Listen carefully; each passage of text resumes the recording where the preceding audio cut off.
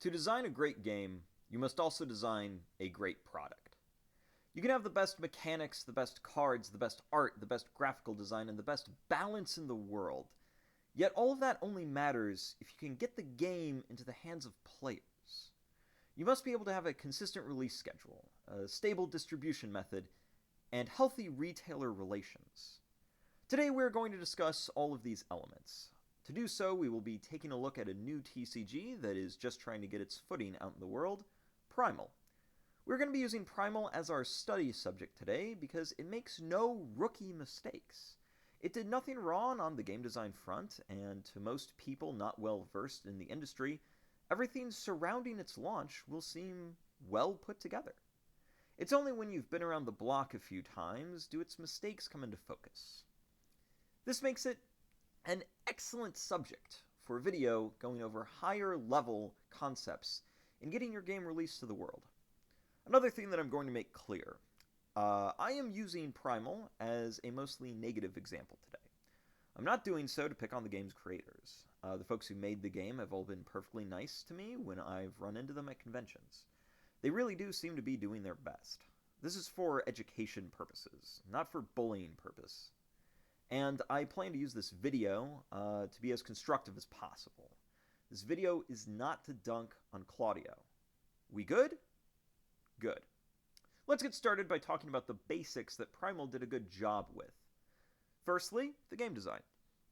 I have not read the rules of Primal because I don't need to. I already know how to play it. It's the Bandai Naruto TCG.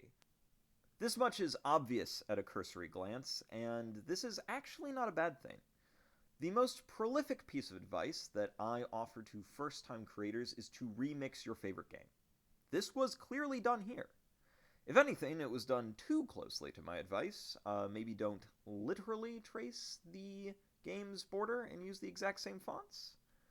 This is a bit of a shame, too, as there are several elements in the old Naruto border that could have been improved upon, and it leaves Primal with a border design that feels stuck in the mid-2000s.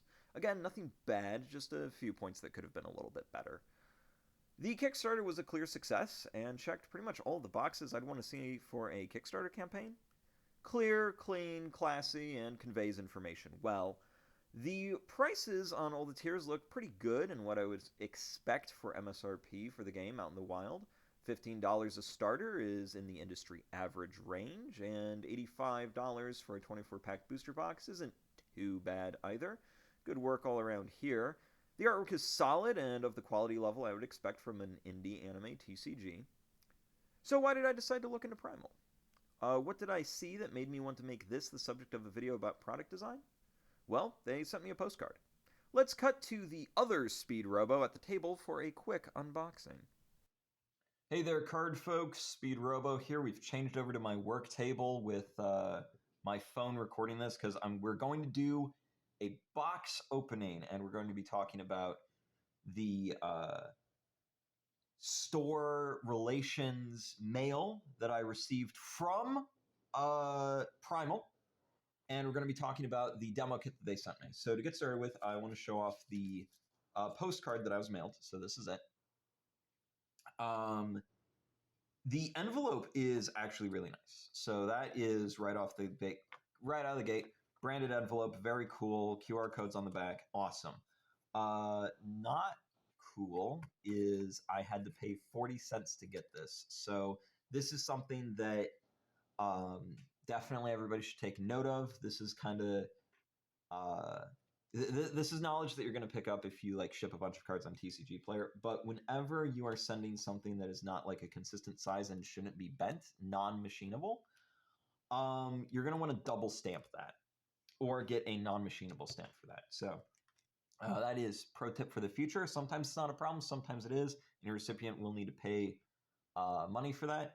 And it is not a great first introduction for me to have to go to the post office and pay any amount of money to pick up the postcard. But talking about that postcard now, here it is. So it goes over some information about apply for LGS welcome kits. It just has a QR code. So there's no URL here. So when I'm a businessman who does all of his work on the computer, I don't really have a way to scan this. Had to go to my phone to figure it out then. So definitely include a URL with this. Whenever you send out anything, QR code is very cool, but since you're sending this to a business, not an individual, having a URL is going to be a lot more professional. And then it's got some more information on the pre-orders. When I first got this, I didn't even really check over this. This is actually a lot of information that we're going to go over either earlier or later in the video. I'm not sure exactly when this segment is going to be placed in. But yeah, all of this information, there's a lot of information on here, and we will be covering all of that information later. But the postcard, and then it came with one promo pack. It's a 5-card promo pack, and it was cute. The promo pack was not bad. I was like, oh, this is cute. Art's good. The thing with Primal is that no rookie mistakes happened here. The print quality is good. The artwork is good. Everything's just, you did good on all of this. This is not a bad showing at all. The cards themselves are quite nice. And the promo pack was nice. It was cute. I was like, okay, not bad. But in general, my recommendation is to not mail out something like this. If I'm going to be receiving something in the mail from a company that I did not request or ask for, I would expect it to be a full demo kit, which we have here. So this is the demo kit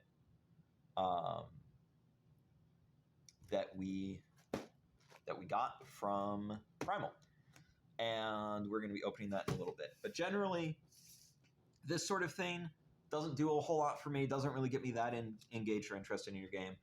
If I'm going to be carrying your game, if you're a game store, if you're basically cold mailing, the equivalent of cold call, but with something in the mail to a game store, it's got to be a full demo kit.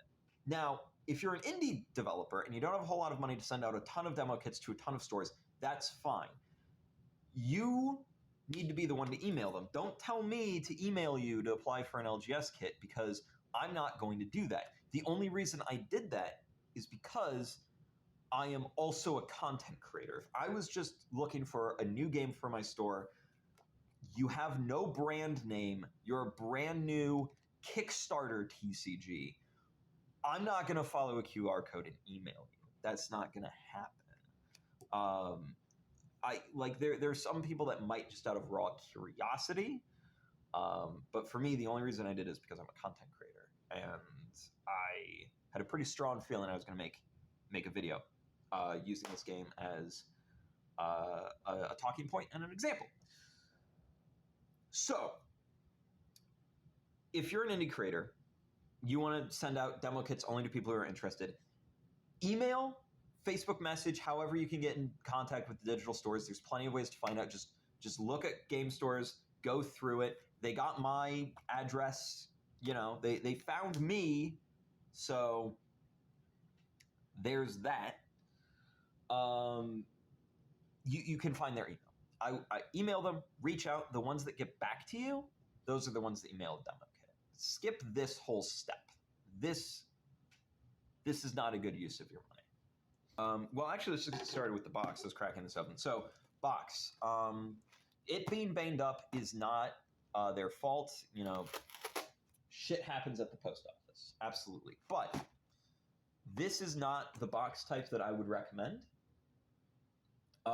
We're going to be showing some other box types later in the video when I bring other examples of demo kits up. But this is a fairly unprofessional looking box. There's definitely a way to make this look nicer. When it comes to demo kit, presentation is everything. And to that effect, this label printed on basic printer paper, taped on with just packing tape. This is not a terrible way to do it. Don't get me wrong. I understand we all have an inkjet printer. We're making do with what we've got. But get yourself some of those, they make these for inkjet printers. They make the single, sticker label ones for inkjet printers. You're going to be sending out a lot of these. Get that. Buy a pack of those. It's a worthwhile investment. That alone is going to really up your professionalism level.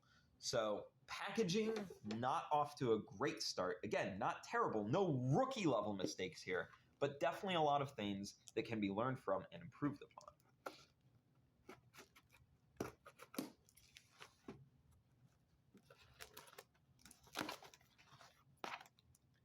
So let's see what we got in here. Okay, actually got quite a bit. This is not bad. You know, cracking it open, I'm like, hey, this could be a lot worse. These are actually super nice. This is really nice. This is what you want to see. Good stuff here. Okay, so these are your classic. These are exactly what you'd see from a big boy, big deal game. You'll love to see it. 2 decks, playmat, rules, dice. I could chuck these at 2 people who are mildly interested in learning a new card game, let them sit down at a table and learn their rules themselves. I don't have to do anything. I can give these away as freebies. This is bomb diggity. This is good. Content's good. These are the contents you want to see. Absolutely fantastic.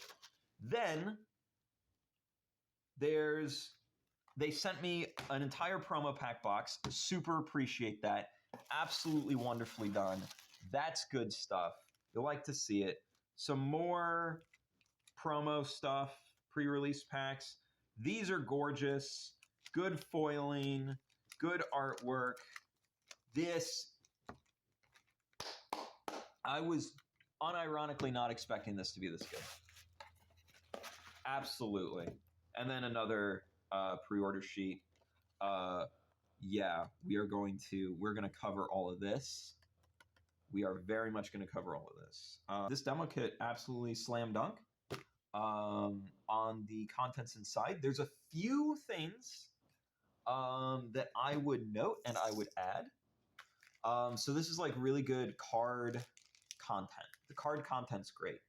But there's a couple other things that I do recommend having in demo kits. I'm going to actually bust out some really solid examples now to show you what we do. So we're going to get started by showing, this is one of my favorite items I have in my collection, my personal collection. This is actually the Bleach. This is a Bleach TCG LGS demo kit.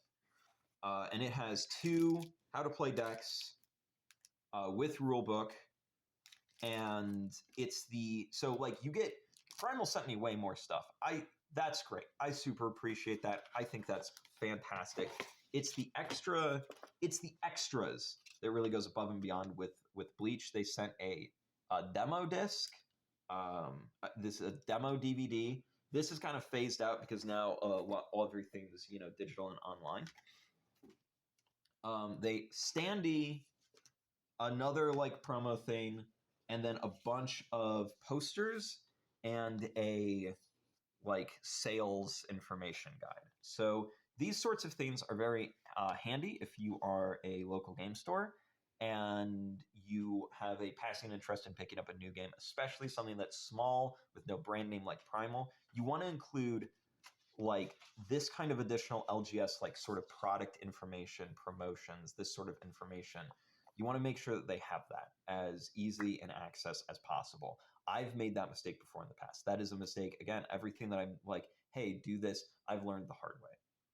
So definitely including things like posters, standees, promotional material, and sales information is absolutely key in a demo kit, and I would recommend doing that for your demo kits that you send out. But here's the big thing, and it is entirely due to the box. So this is actually a standard Uline packing box. These are easy to buy. These are easy to buy in bulk. I recommend doing it. Sending it in a box like this rather than something, this is overall less classy than something flat like this, especially if you get these sorts of boxes that have the flip lid. But these are extra nice. You want these in this kind of size and shape. Would be my recommend for demo kits. And to talk about that some more, I'm going to show the demo kit for another indie card game that I got a demo kit for as a YouTuber. So they actually sent me this demo kit to be a YouTuber, but the concept applies whether you are a YouTuber or an LGS, you're sending these to influencers. YouTubers are internet influencers, your local game store owners are your local level influencers. and you need to schmooze them and you need to visually impress them. So this was actually for Arknights. This was a Kickstarter TCG that did not meet its funding goal, but its demo kit was incredibly nice. There is sent the neoprene mat. This is actually for 2 players. They sent 2 ready-to-play decks in tuck boxes. Similar overall quality to the cards that were sent there, and sent a little postcard, and they sent some like stickers and little additional bobbins. But the big thing that Arknights did correctly is the packaging. It was sent in a super nice flip lid box similar to the ones that I showed you, and that box itself was wrapped in black paper with a black ribbon and a wax seal on it, so that was felt extra premium. And those are the kinds of little details that take you from, a presentable job to a really good job on demo kits. But I gotta say, Primal, overall, like the content of the demo kits that you provided here, the content of this demo kit, phenomenal job, really good. This is a good demo kit, 8 out of 10. But with a few simple things, could have been a 9. All right, so let's follow up on that postcard that we got, because clearly it wanted us to check out this webpage. And as an LGS, this is where we're supposed to pre-order. So let's go through all the information, and we're going to just take a look at this as an LGS who's thinking about pre-ordering this game. See what's going on. So the first thing that I want to mention is that the only information I have is that postcard. Because I actually emailed this company twice, and I got no response back. They didn't even send me a tracking number or confirm with me that I was getting a demo kit. The demo kit was a complete surprise to me. I genuinely thought I wasn't going to get one until it showed up. So all I had to look at the pre-orders to see if I was interested or not interested was the original postcard, not anything that was included in the demo kit. And so I went to this page, and this is where, these impressions, they matter a lot. And as an LGS, I'm going to decide if I'm going to back your game right here, right now. So let's go into it. First off, the website itself is actually very good looking. Again, the art direction in this game is strong. It's good. The graphic design, very good. This is a professional looking website. I like it. And we're going to just go through this piece by piece, and we're going to talk about each element that we see, and we're going to go from there. So first thing talks about Primal TCG First Edition pre-orders. Enter your contact info on the product you're wanting to pre-order to be notified of its availability. And you can check on your pre-order status. Okay. So we actually have something that I want to talk about right here, right now. The product that they are showing on this screen is identical to the Kickstarter product, except that it doesn't have the Kickstarter stamp. That's a big issue. I will talk more about that issue as we see the dates for when the pre-orders close on this to when the pre-orders are going to arrive. As we scroll down, we can actually see the number of businesses that have pre-ordered, individuals that have pre-ordered, the total number of booster boxes pre-ordered, and the total number of starter decks pre-ordered. I understand why this number tracker is here. It's meant to look good and look impressive. And to people who aren't super familiar with this industry, I'm sure that it is. However, my recommendation is that, especially if you're a smaller company, you may not want to advertise these numbers, because these numbers are actually really bad. So when it comes to the manufacturing of a TCG product, your minimum order is, generally speaking, going to be much higher than it would be for a board game or a living card game project. And that's not necessarily bad. Your rate of sales is going to be higher as well if you're a successful trading card game. But generally, a standard order size for a number of trading card game booster box is, well, that would be around 10,000, not 200. And a minimum order for this sort of thing would be around 500 boxes. So if we're assuming that they're going with minimum order, they have just over half of that minimum order sold. That's not great. Definitely not what you want to see at this point.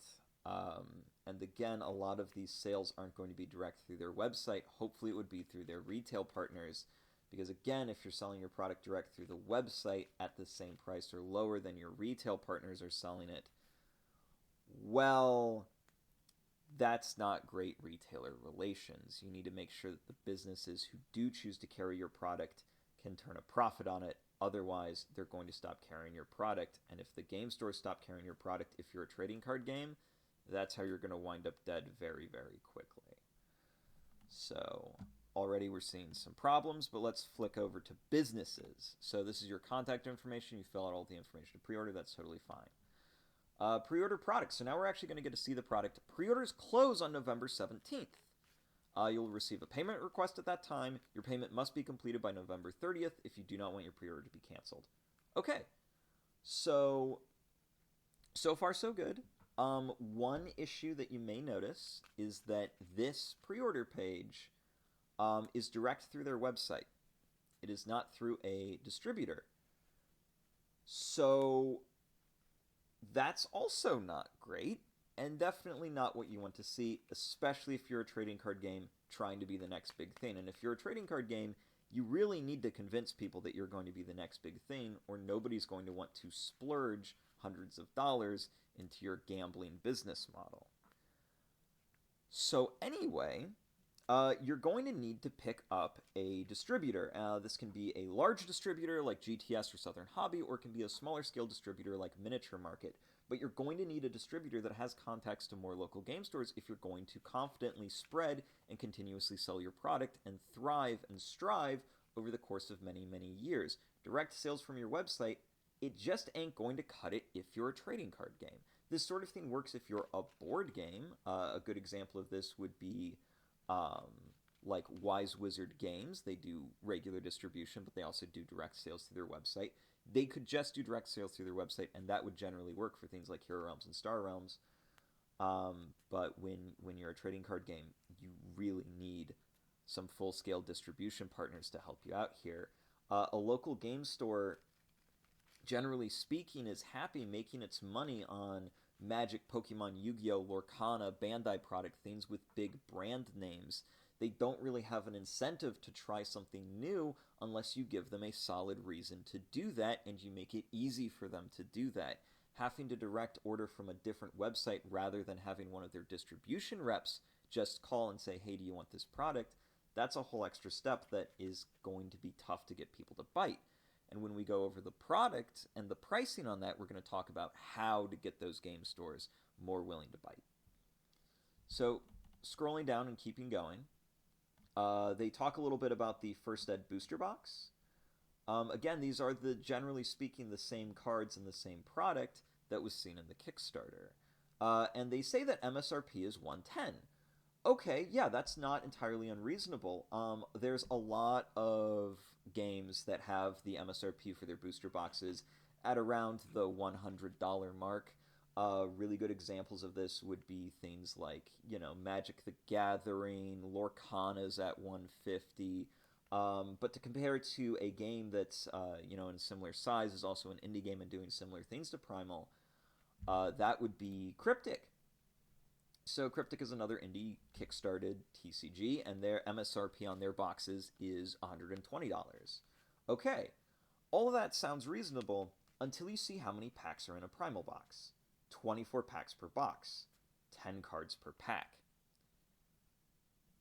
That is no longer the correct price. See, the over $100 price point for MSRP on booster boxes, that only applies to games that have 36 packs per box. This doesn't. So Japanese games will typically have 24 packs per box. These are games like Yu-Gi-Oh! And Bandai titles. Those MSRP on their boxes are usually $100 or lower, not over. Another great example is, again, Cryptic. We're going to talk about that one. Cryptic's done a lot of post-launch relations very, very well. And they have 36 packs per box and 11 to 12 cards per pack. Yeah. the boxes aren't selling for this MSRP. Yu-Gi-Oh boxes at 24 packs per box, they sell for around 80 in store. That's what Primal's going to be selling. That's what their MSRP is at. And when I was first looking at this page, I actually saw this listing. $800 for 10 booster boxes. I said, okay, that's $80 a box. That's reasonable. That makes a lot of sense. No, this is the cost they're trying to get their stores to purchase it at.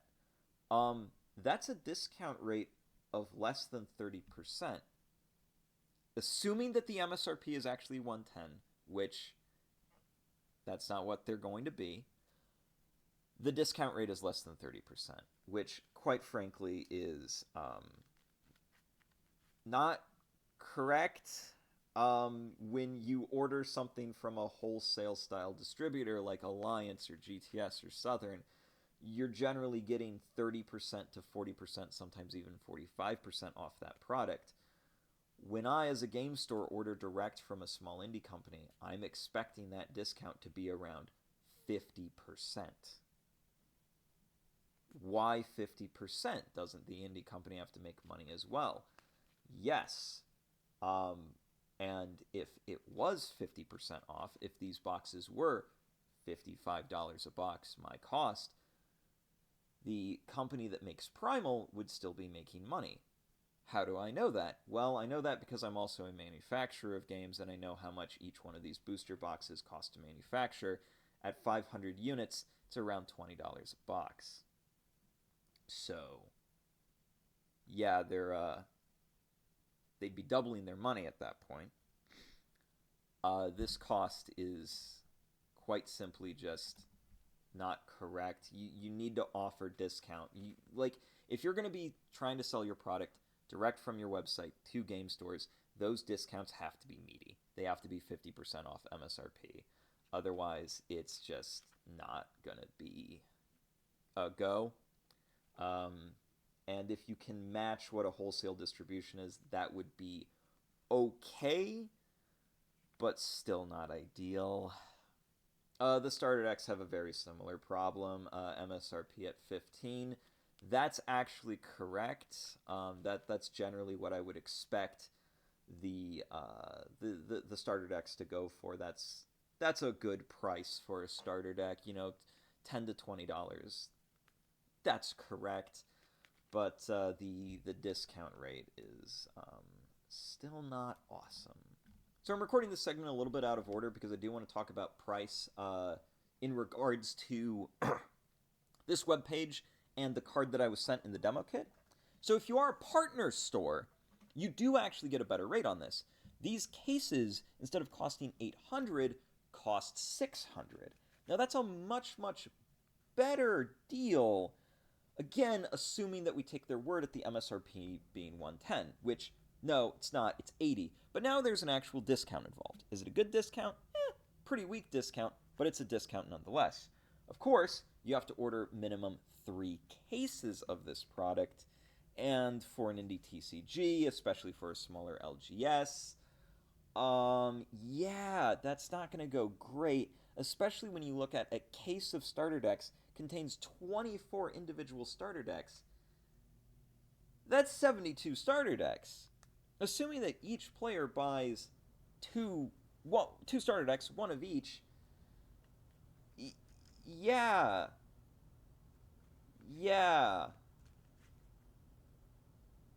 I don't see a store getting that many players. Sorry, man.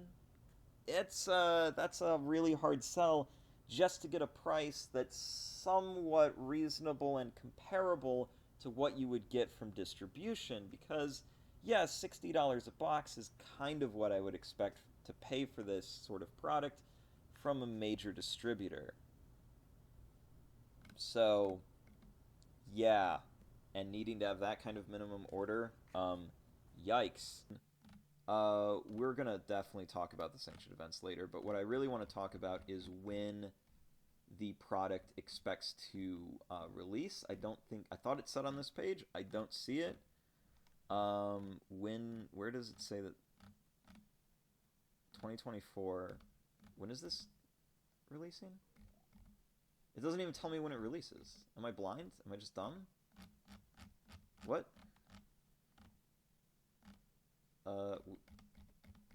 If I pre-order, when am I getting my stuff, guys? The heck? Let's try the homepage, I guess. Oh, it says it up here at the top. Doesn't say it here, but it says it here. Primal TCG first edition release April 20th, 2024. Okay. Let's use that information and do some math, because this is another common problem that a lot of Kickstarter games run into, and this is a big point to learn something from. If you take one thing away from this, this is what I want you to take away if you are doing a Kickstarter game. Let's pull up Primal's Kickstarter. Okay. Let's go to the updates. Kickstarter deliveries begin. This is in March 16th. So, shipping dates, March 27th through March 31st. So, all of the Kickstarter product has rolled out in March. And keep in mind, as you can see, these booster boxes are the same as the ones shown here. So it's the same card content as far as I can tell between the Kickstarter and the Awakened Primordials First Edition. Because this is still Awakened Primordials, this is Awakened Primordials. This is what you're ordering. It's the same as the Kickstarter. And the Kickstarter got into people's hands in April of 2023. So, they're releasing the same cards again a year later. That means there's been a whole year of the people playing this game having the same card pool and nothing changing. That's really bad. That is not good. That is how you kill your game. If you are a trading card game, you need to be frequently releasing new content. New product needs to be released at minimum once every 4 months. Even famous Punchline card game Force of Will, to this day, is able to consistently release one new product every 3 months. That's really bad. Like, this is the big thing that I look at and I say, oh crap! You need, as soon as your Kickstarter is done, you need to have set 2 on the way if you're doing a TCG. You do not have a choice. This is not optional. You constantly need new product. Otherwise, people are going to get bored and they are going to jump ship to one of the other dozens upon dozens of new games rolling out on Kickstarter exactly like you did. You are in a saturated market. You need to make sure that when you have the attention of somebody, you hold that attention. How do you hold that attention? You release new cards and new product at a healthy and consistent rate. If you're an LGS, you gotta be able to like get them to buy. If you're going to be working with LGSs at this point, you have to show them that you are able to consistently provide content and product. If you can't, they aren't going to roll with you. That's just the facts. So if the same Kickstarter cards are getting slightly remixed and re-released a year after the Kickstarter, and it is taking from November to April to get that product in, that's about 5 to 6 months of turnaround time on one set. So if set 1's dropping in April, and then pre-orders for set 2 open up at around the same time, it's going to be another 6 months before a single new card is in any of the players of Primal's hands. That is a year and a half from when the game launched on Kickstarter to when new content not seen before in that Kickstarter is actually out. You can't do that. That's not how this works. So that's the big one. If you're going to launch a game on Kickstarter, you better have your set 2 ready to go. And you better be taking that Kickstarter to heart as your first real launch. And any additional product you sell that's similar to the Kickstarter needs to be sold through primary distribution. You need to have your Kickstarter be successful enough that you get a big distributor or even a mid-sized distributor like Miniature Market on board. The next thing on this page that I want to talk about is down here. So not too long ago, I was looking at Primal again to prep for this video, and my brain finally processed this. 2024 sanctioned events. They are doing tournaments with prize money on the line. Now again, this is one of those things that if you are not familiar with the industry, you haven't been around as long, this sounds like a good idea, right? Oh, big tournament, big prize pool, that's how you get a cool esports-like situation going. This makes a lot of sense. I cannot put properly into words how much you should never do this. Don't do this. Do not have cash prize pools at tournaments. Never, never do this. I used to work for a company that made the mistake of doing this. I was the senior card designer for Argent Saga. It did not end well.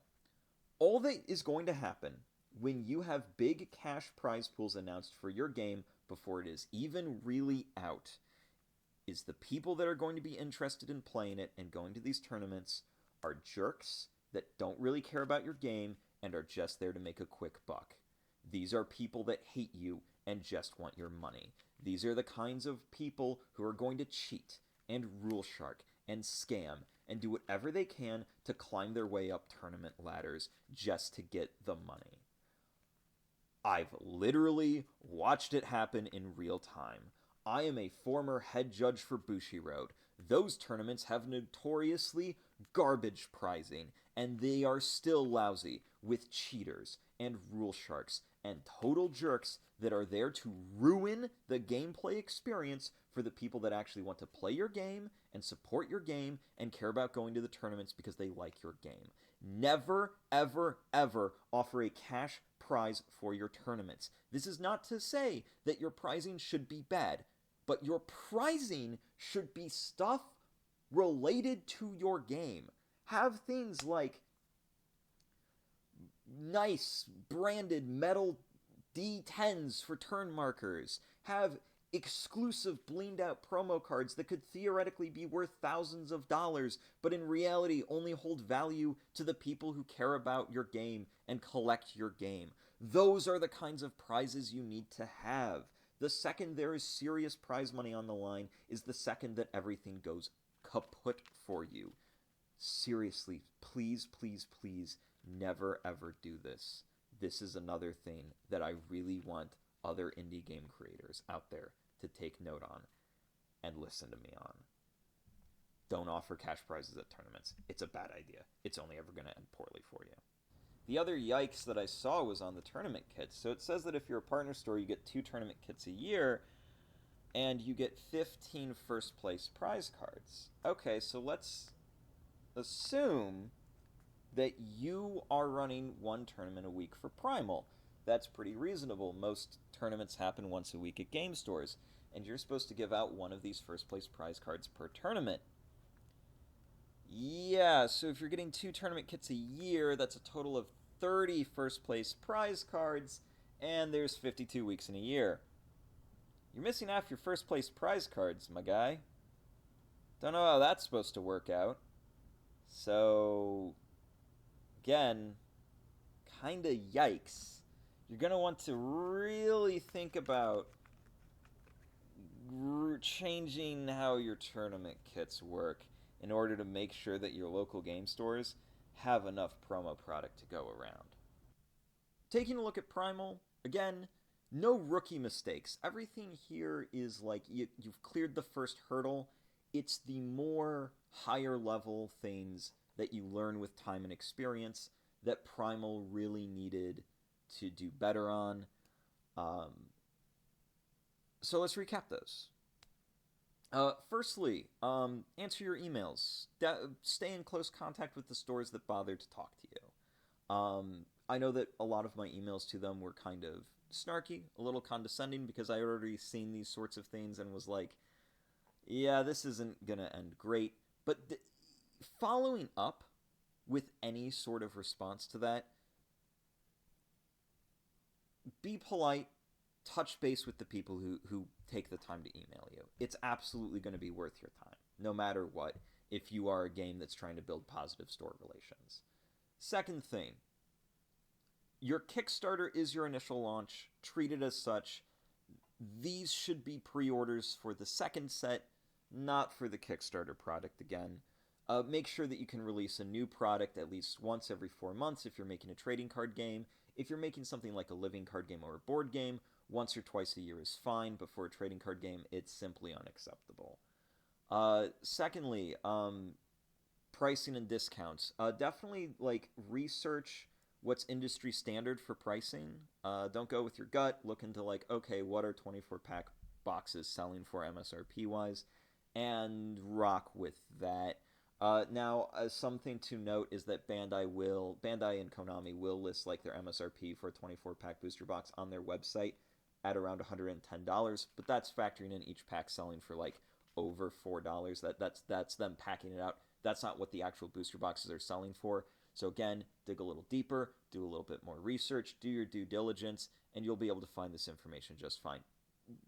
Talk more to store owners, for sure. I know that there are some store owners that are friends with the creators that have backed this. Pick their brain a little bit more. Ask, hey, what do you normally order? For other products. If this is an equivalent product, look at Yu-Gi-Oh! This is booster box wise, this is an equivalent product to Yu-Gi-Oh! Look what that's selling for on their shelves, right? And that's what you need to be pricing these things at, not whatever the websites say. So again, and to furthermore on pricing, if you're going to be doing all of your pre-orders direct from your own website, either by choice or by necessity because no distributor would pick you up, that's fine. Bootstrap it yourself, but make sure that you are offering some really insane discounts to make up for the store owners that have to deal with the hassle of ordering directly from you for an indie game with no brand name behind it. This isn't dice thrown with a Marvel branding. You're an entirely new IP. Nobody knows about you. You got to give us a reason to back. A really good price point. Yeah, that's a reason to purchase your product. So, make sure that you do that. Pricing is keen. Product design. Price is part of product design. And overall, the product design here isn't bad. It's the price that really fell flat on its face. And when it comes to tournament structure, never do a prized tournament. And the last thing to note is to make sure that you are giving a really solid amount of constant support to the store owners that do back you. Send them promos and tournament product and all of that jazz. Talk to them. Do customized packaging. Say, hey, what does your store want? Here's some paper playmats with your logo on them for your store. Here's some random stuff. Be personable, personalize for that store, and that's how you're going to get ahead as an indie company and get stores. Hopefully this has been educational for everybody. Again, the dudes at Primal, if you're watching this isn't, again, this isn't me to dunk on you. This is me bringing up things that I see that less experienced people wouldn't see, to use this as a teaching moment for other games following in your footsteps. I sincerely hope that I'm wrong and that my predictions are wrong and that you can turn this around and Primal is a huge success that lasts for decades to come. I genuinely hope that for you, because again, your game design is good, you're passionate people, your art direction's good, all of that you're doing just fine on. It's the post-launch stuff that you could do a lot better on, I think. Anyway, I've been Speed Robo. Thank you very much for watching, and I'll see you next time.